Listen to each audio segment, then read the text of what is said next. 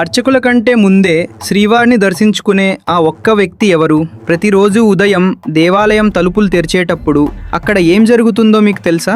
IMT స్టోరీస్కు స్వాగతం. June 14, 2026. ప్రపంచంలోనే అత్యంత సంపన్నమైన, ప్రతిరోజు 1,00,000 మందికి పైగా భక్తులు దర్శించుకునే మహాక్షేత్రం తిరుమల. ప్రతిరోజు తెల్లవారుజామున 2:20 సమయంలో తిరుమల గర్భగుడి పూర్తిగా చీకట్లో ఉన్నప్పుడు ప్రధాన ద్వారానికి ఉన్న 3 తాళాలను 3 వేర్వేరు తాళం చెవులతో 3 వ్యక్తులు, అర్చకులు, పేష్కార్, జియంగార్ కలిసి తెరుస్తారు. అయితే తలుపులు తెరిచాక లోపలికి వెళ్లే మొదటి వ్యక్తి ప్రధాన అర్చకుడు కానీ జియంగార్ కానీ కాదు. ఒక సామాన్య యాదవ్ వంశస్థుడైన సన్నిధి గొల్ల అర్చకుల కంటే ముందే స్వామివారిని దర్శించుకుంటారు. శతాబ్దాల క్రితం స్వామివారు ఈ కొండలపై వెలిసినప్పుడు ఆయనను మొదటిసారి చూసిన యాదవ్ వంశానికి శ్రీనివాసులు ఒక వరం ఇచ్చారు. నా మొదటి దర్శనం మీ వంశస్థులకే దక్కుతుంది అని ఆయన ఇచ్చిన మాట ఇప్పటికీ కొనసాగుతోంది. చేతిలో తైలంతో నానిన దివిటి కాగడ వెలిగించి ఆ చీకటి గర్భగుడిలో స్వామివారిని ప్రతిరోజు మొదటిగా దర్శించుకునే ఈ అద్భుతమైన భాగ్యం